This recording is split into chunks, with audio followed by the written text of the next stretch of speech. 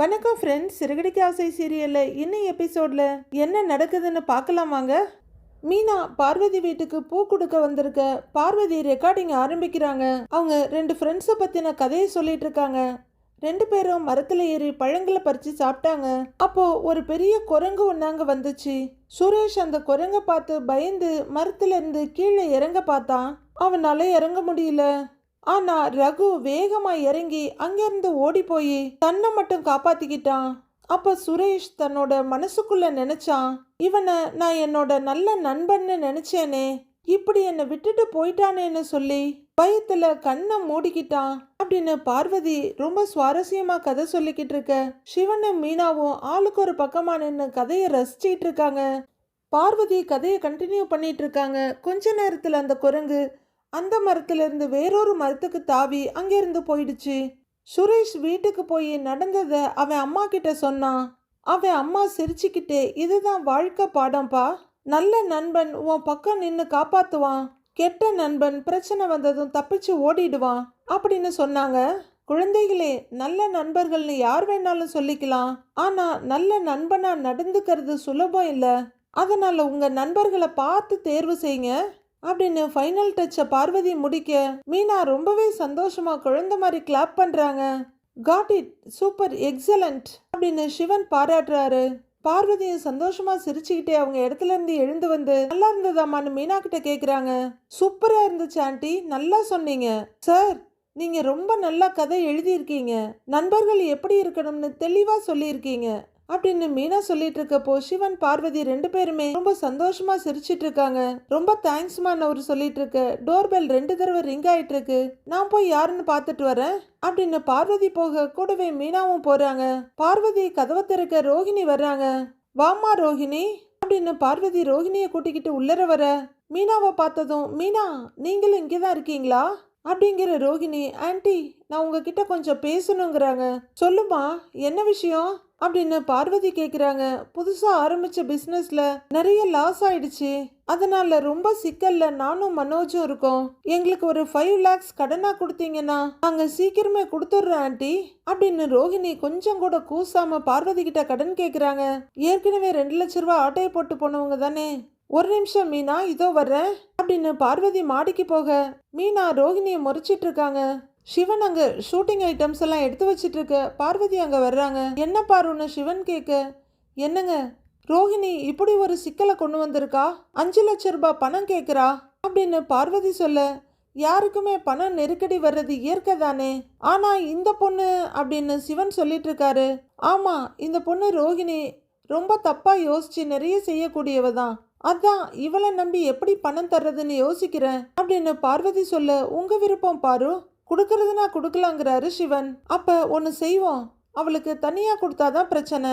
நல்ல வேலை இன்னைக்கு இந்த மீனா இங்க இருக்கா, மீனா அவளுக்கு உத்தரவாதம் கொடுத்தா நாம அவ கேட்குற பணத்தை கொடுத்து உதவி பண்ணலாம் அப்படின்னு பார்வதி சொல்ல, யோசிக்கிற சிவன், ஆமா பாரு, எனக்கும் அதுதான் சரின்னு படுதுங்கிறாரு. சரி வாங்கன்னு கீழே கூட்டிட்டு போறாங்க. பார்வதி மாடியிலிருந்து இறங்கி வர பயங்கர வேகத்தோட எழுந்து நிக்கிறாங்க ரோஹிணி. பணத்துக்காகனா என்ன வேணாலும் சொல்லுவாங்க அவங்க. இன்னும் ஸ்ருதி அம்மா கிட்ட வாங்கின கடன் திரும்பி போச்சா போகலையான்னு தெரியல. சரி ரோஹிணி, நீ கேட்குற பணத்தை நான் கொடுத்துடுறேன் அப்படின்னு பார்வதி சொல்ல ரோஹிணியோட முகம் அப்படியே சிரிப்புல மலர்ந்துடுது. என்கிட்ட நிறைய பணம்லாம் இல்ல, ஆனா என்னால முடிஞ்சதை நான் கொஞ்சம் சேர்த்து வச்சிருக்கேன், அதுல இருந்து நான் உனக்கு கொடுக்குறேன்னு பார்வதி சொல்ல மீனாவோட முகம் ரொம்ப இறுக்கமா இருக்கு. ரொம்ப ரொம்ப தேங்க்ஸ் ஆண்டி அப்படின்னு ரோஹிணி சொல்ல, ஆனா மீனா உனக்கு கேரண்டி கொடுத்தா நான் உனக்கு அந்த பணத்தை கொடுக்க தயார் அப்படின்னு பார்வதி சொல்ல ரோஹிணியோட முகம் சுண்டி போயிடுது. இருந்தாலும் சமாளிச்சுக்கிட்டு மீனா ஒரு நிமிஷம் வாங்கலேன்னு கூப்பிடுறாங்க. அந்த அறவேக்காடும் பின்னாடி போகுது. ஆடு தானா போய் தலையை கொடுக்கற மாதிரி ரோஹிணி கூட வந்து ஏதோ ரொம்ப கோவமா கேட்குற மாதிரி என்ன விஷயம்னு வெறுப்பா கேட்குறாங்க மீனா. ப்ளீஸ் மீனா, நீங்க மட்டும் கேரண்டி கொடுத்தீங்கன்னா நாங்க பிசினஸ் டெவலப் பண்ண இந்த பணம் ரொம்ப யூஸ்ஃபுல்லா இருக்கும், இந்த பிரச்சனையில இருந்து நாங்களும் வெளியில வந்துருவோம், இந்த ஒரு தடவை மட்டும் எனக்கு ஹெல்ப் பண்ணுங்க மீனா அப்படின்னு ரோஹிணி கேட்க, என்னது இந்த ஒரு தடவையா, உனக்கு ஏற்கனவே நான் நிறைய தடவை பண்ணியிருக்கதே மிகப்பெரிய ஹெல்ப் தான், அதனால ஒவ்வொரு நொடியும் நான் குற்ற உணர்ச்சியில சுத்திக்கிட்டு இருக்கேன் அப்படின்னு மீனா சொல்ல, ப்ளீஸ் மீனா இந்த ஒரே ஒரு தடவை மட்டும் ஹெல்ப் பண்ணுங்க, மனோஜ் வேற ரொம்ப ஸ்ட்ரெஸ்டா இருக்காரு அப்படின்னு ரோஹிணி சொல்ல, அப்படி நான் உனக்கு உதவி பண்ணணும்னா என் புருஷன்கிட்ட கேட்டு தான் பண்ணுவேங்கிறாங்க மீனா. ஐயையோன்னு நினைக்கிற ரோஹிணி, அது நடக்கிற விஷயம் இல்லை மீனா. முத்து கண்டிப்பா இதுக்கு ஒத்துக்க மாட்டாரு. ஏன் எதுக்குன்னு எல்லாத்துக்குமே கேள்வி கேட்பாருங்கிறாங்க ரோஹிணி. அப்போ முடியாது ரோஹிணி, என்ன தப்பா எடுத்துக்காத. இந்த விஷயத்துல நான் அவர்கிட்ட கேட்காம எந்த முடிவும் எடுக்க முடியாது. உனக்கு ஏற்கனவே மிகப்பெரிய உதவி பண்ணிக்கிட்டு இருக்கேன்.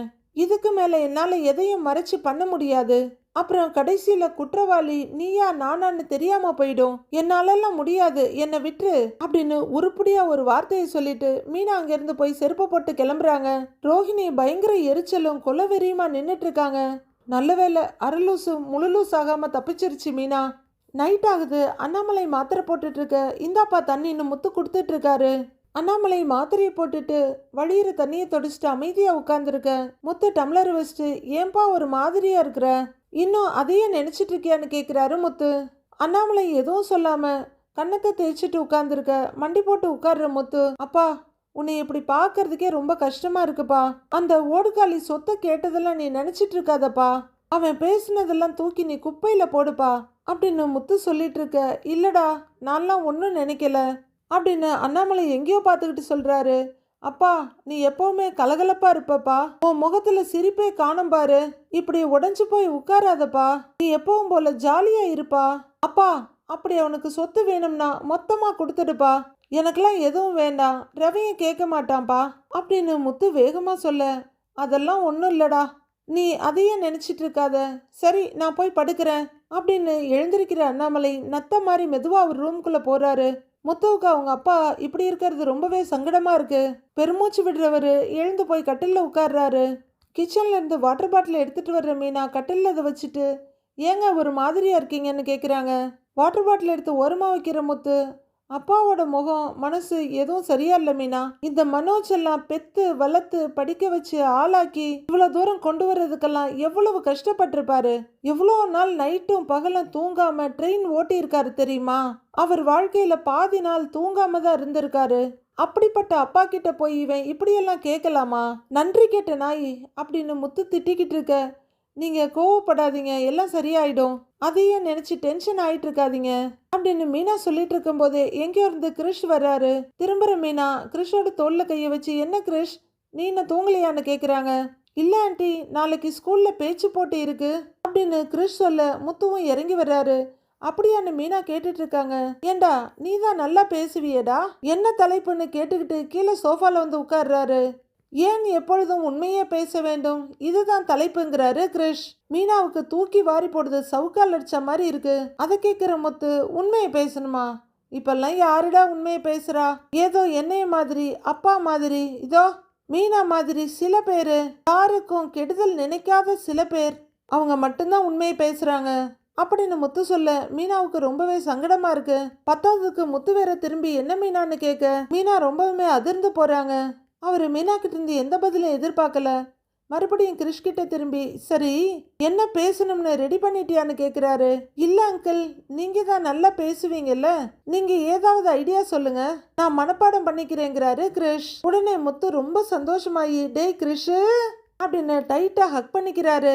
பரவாயில்லடா, என்னையும் மதிச்சு பேச்சு போட்டிக்கு ஐடியா கேட்குற ஆள் நீதான்டா. சரி வா உட்கார அப்படின்னு அவருக்கு எதிரில் இருக்க டீப்பாயில தூக்கி உட்கார வைக்கிறாரு. அப்படியே மீனா கிட்ட திரும்பி, நீ ஏதாவது சொல்றியான்னு கேட்க, இல்லைங்க நீங்களே சொல்லுங்கங்கிறாங்க மீனா. கிரிஷ் பக்கம் திரும்புகிற முத்து, ரொம்ப ஈஸியான தலைப்பு தான். எப்பவுமே பொய் சொல்றவங்களுக்கு ரொம்ப ஞாபக சக்தி இருக்கணும் அப்படின்னு முத்து ஆரம்பிக்க, ஏன்னு கேட்குறாரு கிரிஷ். சிரிக்கிற முத்து, அப்பதானேடா பொய் சொன்னதெல்லாம் மெயின்டைன் பண்ண முடியும். ஆனா உண்மையை பேசிட்டேன்னு வையேன், ஞாபக சக்தி இருக்கணும்னு அவசியமே இல்லை. நாம பாட்டுக்கு மனசுல பட்டதை பேசிட்டு போய்கிட்டே இருக்கலாம் அப்படின்னு முத்து சொல்லிட்டு இருக்க. பின்னாடி நிக்கிற மீனாவுக்கு நெருப்பு மேல நிக்கிற மாதிரி இருக்கு. சரி, நான் விஷயத்துக்கு வரேன் அப்படின்னு முத்து கொஞ்சம் முன்னாடி வர, வாங்கன்னு கிருஷ்ணன் கொஞ்சம் முன்னாடி வந்து உட்கார்றாரு. ரைட்ரா, இப்ப பொய் சொல்றது ஈஸி, ஆனா அந்த பொய்யை காப்பாத்துறதுக்கு இன்னும் 10 பொய்யை சேர்த்து சொல்ல வேண்டி இருக்கும் அப்படின்னு முத்து சொல்லிட்டு இருக்கு. மீனாவுக்கு இங்க உள்ளுக்குள்ள ஒவ்வொன்னா உடஞ்சிக்கிட்டு இருக்கு. அதனால எப்ப பார்த்தாலும் நமக்கு டென்ஷனாவே இருக்கும் அப்படின்னு முத்து சொல்ல, ஒண்ணுமே தெரியாத அப்பாவி மாதிரி அப்படியே ஆன்னு பார்த்துட்டு இருக்காரு கிரிஷ். இதுவே உண்மையை பேசணும்னா எந்த டென்ஷனும் இருக்காது, மனசு கிளியரா இருக்குங்கிறாரு முத்து. படுத்தோன்னு வையேன் நல்லா தூக்கம் வரும். இதே மாதிரி நான் சொன்னதெல்லாம் வச்சு நீயா ஏதாவது பேசிடு சரியா அப்படின்னு முத்து கேட்க முள்ளு மேல நிக்கிறாங்க மீனா. சரி அங்கிள் அப்படின்னு கிரிஷ் தலையாட்ட, ஒரு முக்கியமான விஷயம் இதையும் சொல்லுங்கிறாரு முத்து. பொய் சொல்றவங்க நிம்மதி இல்லாம தான் இருப்பாங்க. உண்மையை மறைக்கிறது, அடுத்தவங்களை ஏமாத்துறது, இதெல்லாம் அப்பத்திக்கு நல்லா இருக்கும், தப்பிச்சிட்டோன்னு தோணும். ஆனா அதுக்கு பின்னாடி நம்மளோட நிம்மதியே போயிடும் அப்படின்னு மீனாவோட நிலைமைய நல்லா தெரிஞ்சுக்கிட்ட மாதிரி சொல்றாரு முத்து. மீனா ரொம்ப ரொம்ப சங்கடத்துல நின்றுட்டு இருக்க. சரிங்க அங்கிள் அப்படின்ற மாதிரி பார்த்துட்டு இருக்காரு கிறிஸ் அசால்ட்டா. அடேங்கப்பா, இவர் மலை முழுங்கி மகாதேவன்ல உலகத்தையே முழுங்குற மகாதேவனாட்டிருக்கு. முத்து சொன்னதெல்லாம் உள்வாங்கிட்டு பொய்யை மறைக்கிறது, பொய் சொல்றது, அடுத்தவங்களை ஏமாத்துறது, இது போதும் எனக்கு, இதை வச்சு நான் பேசிடுவேங்கிறாரு கிரிஷ். உங்களுக்கு இதுக்கெல்லாம் சொல்லியா தரணும் கிரிஷ்? நீங்க ஜமாச்சிடுவீங்க. நீங்க யாரு? ரோகிணியோட பையனாச்சே. முத்துவும் சந்தோஷமா சிரிச்சு தோல்ல தட்டி கொடுத்துட்டு, பாத்தியா மீனா அப்படின்னு முத்து கூப்பிட அப்படியே திகச்சு போய் திரும்பி பார்க்குறாங்க மீனா. சின்ன பையன் சின்ன விஷயம் சொன்னதுக்கே அதை வச்சு பேசிக்கிறேன்னு சொல்கிறான் பாரு அப்படிங்கிற முத்து கிரிஷோட 2 தோலையும் பிடிச்சி லைட்டாக உலுக்கி, டேய் கிரிஷு, நீ பெரிய பேச்சாளராக வருவ பாருடா அப்படின்னு சொல்ல தேங்க்ஸ் அங்கிள்ங்கிறாரு கிரிஷ். ஆனால் நல்லதை சொல்கிற பேச்சாளராக வரணும் அப்படின்னு ஒரு நச்சு பாம்புக்கு பால் வார்த்துட்டு இருக்கோன்றது தெரியாமலே முத்து பேசிட்டு இருக்காரு. கிருஷ்ணன் உடனே அப்படின்னு வேகமா தலையாட்டுறாரு. எனக்கு தூக்கம் வருது, நான் போய் படுத்து தூங்குறேன் அப்படின்னு கிருஷ் எழுந்து போய் முத்து மீனாவோட கட்டில நடுப்புற படுத்துக்கிறாரு. கட்டில முத்துவும் மீனாவும் ஆளுக்கு ஒரு பக்கமா திரும்பி படுத்திருக்காங்க. மீனா மெதுவா தலையை தூக்கி முத்து தூங்கிட்டாரா இல்லையான்னு பாக்குறாங்க. அவங்க முழிச்சிருக்க மாதிரி அவங்க மனசாட்சியும் முழிச்சிட்டு இருக்குது. முத்து சொன்னதெல்லாம் எடுத்து சொல்லிட்டு இருக்குது. இதுவே உண்மையை பேசும்போது டென்ஷனே இருக்காது, மனசு கிளியரா இருக்கும், படுத்தோன்னு வையேன் நல்லா தூக்கம் வரும் அப்படின்னு மீனாவோட மனசுக்குள்ள அந்த வரிகள் ஓடிட்டு இருக்கு.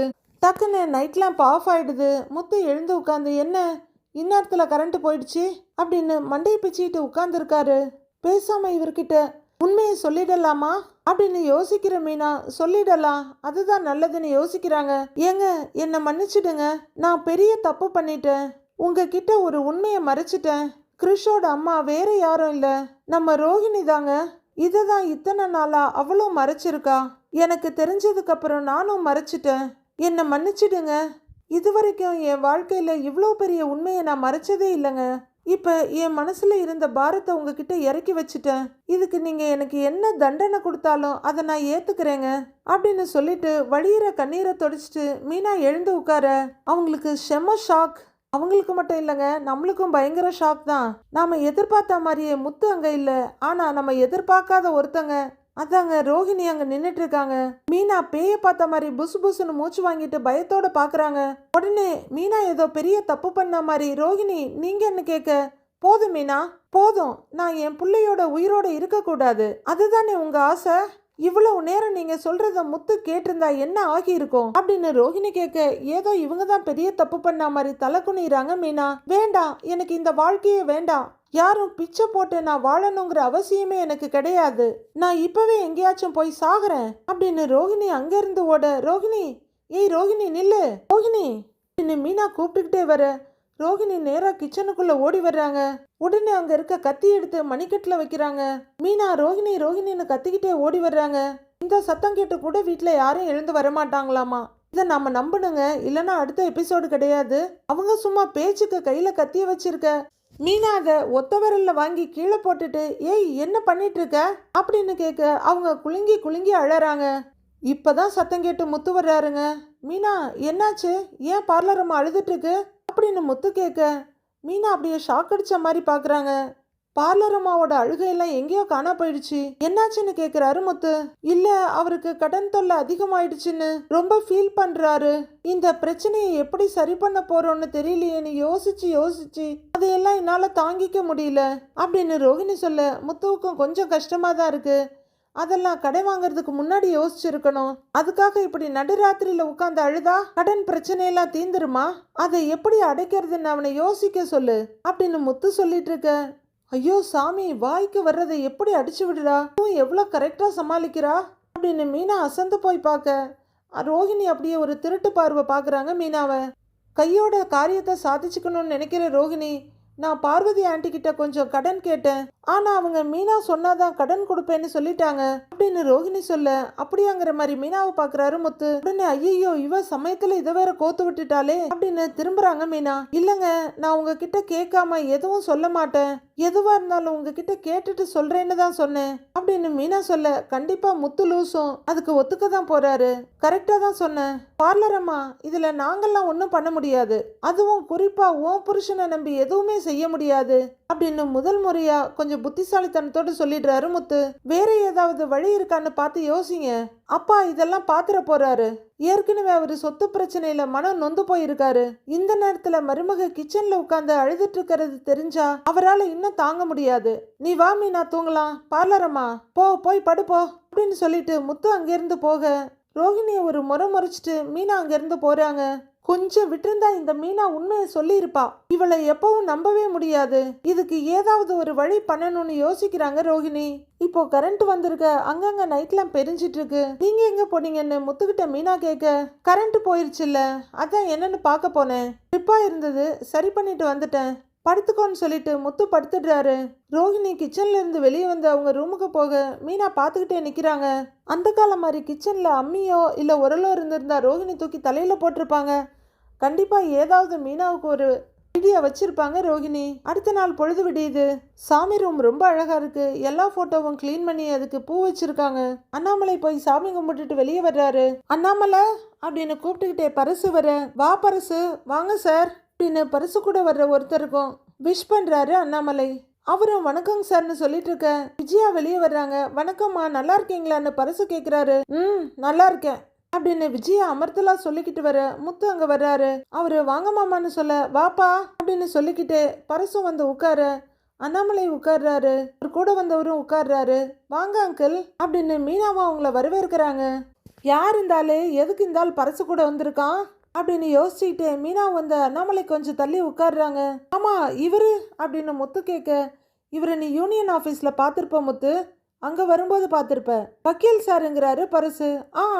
வணக்கங்க சாருங்கிறாரு முத்து. அவரும் முத்துவுக்கு லைட்டா விஷ் பண்றாரு. ஹால்ல ஏதோ சத்தம் கேட்குதுன்னு மனோஜ் ரோஹிணியும் அவங்க ரூம்ல இருந்து வர, ரவியும் ஸ்ருதியும் கூட அவங்க ரூம்ல இருந்து வர்றாங்க. என்ன திடீர்னு வக்கீலோட வந்திருக்கீங்க அப்படின்னு விஜயா கேட்க, அண்ணாமலை தாமா கூட்டிட்டு வர சொன்னாரு அப்படின்னு பரிசு சொல்றாரு. உடனே விஜயா வெடுக்குன்னு அண்ணாமலை பக்கம் திரும்பி பாக்குறாங்க. அவரு நிதானமா நான் ஒரு முடிவுக்கு வந்துட்டேன் அப்படின்னு சொல்ல, எதை பத்திப்பா சொல்றீங்கன்னு ரவி கேக்குறாரு. சொத்தெல்லாம் 4 பங்கா பிரிக்கிறதுக்கு தான் வக்கீல கூட்டிட்டு வர சொன்னேன் அப்படின்னு அண்ணாமலை சொல்ல, அப்பா இப்போவாவது உங்களுக்கு இது தோணுச்சே அப்படிங்கிற மாதிரி மனோஜ் நிம்மதியா சிரிக்கிறாரு. முத்து பயங்கரமா அதிர்ச்சியாக, மீனா அதை விட பயங்கரமா அதிர்ச்சி ஆகுறாங்க. அதே மாதிரிதான் ரவியும் ஸ்ருதியும் அதிர்ச்சியோட பாக்குறாங்க. சார் 3 பசங்களுக்கு 3 பங்காவும் என் பொண்டாட்டிக்கு 1 பங்காவும் 4 பங்கா பிரிச்சிருங்க அப்படின்னு அண்ணாமலை சொல்ல, மனோஜ் முகத்துல சிரிப்பு அப்படியே குமிழ் விட்டுது.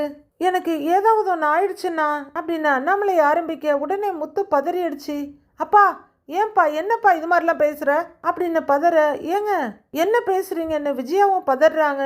பேசாம இருப்பா, உனக்கெல்லாம் ஒன்றும் ஆகாதுப்பா அப்படின்னு முத்து சொல்ல, முத்து நம்ம யாரோட வாழ்க்கையும் நிரந்தரம் கிடையாது, நாளைக்கு நமக்கு எது வேணும்னாலும் நடக்கலாம், அதனால தான் நான் இந்த முடிவை எடுத்திருக்கேன் அப்படின்னு அண்ணாமலை நிதானமா சொல்றாரு. மாமா எதுக்கு நீங்க இப்படி ஒரு முடிவை எடுத்திருக்கீங்க அப்படின்னு மீனா கேட்க, பொதுவாகவே எல்லாத்தையும் பிரிச்சு கொடுத்துடுறது நல்லது, அப்படி எழுதி தனித்தனியா எழுதினதை தலகாணி கடியில வச்சு படுத்து தூங்குறது நல்லது, அப்பதான் நாம போனதுக்கு அப்புறம் யாருக்கும் பிரச்சனை இருக்காது அப்படின்னு அண்ணாமலை சொல்லிட்டு இருக்க, எல்லாரும் அண்ணாமலையவே ஷார்ப்பா பார்த்துட்டு இருக்காங்க. அப்பா இப்ப இதை பிரிச்சு எழுதுறதுக்கு எந்த அவசியமும் இல்லையேப்பா அப்படின்னு ரவி சொல்ல, அவரு நிமிந்து கூட பார்க்காம, கரெக்டடா என் கடமையை நான் செய்யணும்ல அப்படின்னு சொல்லிட்டு மனோஜை நிமிந்து பார்க்குறாரு. மனோஜ் புன்னகை மன்னனா நின்றுட்டு இருக்காரு. அப்பா அதெல்லாம் நீ எங்களுக்கு நிறையவே செஞ்சிருக்கப்பா, எங்களுக்கு ஆரோக்கியத்தை கொடுத்துருக்குற, உழைக்க முடியுங்கிற நம்பிக்கையை கொடுத்துருக்குற, அது போதும்பா, இந்த பேச்சை இத்தோட விட்டுறலாம்ப்பா அப்படின்னு கொஞ்சம் அழுகையோட சொல்றாரு முத்து.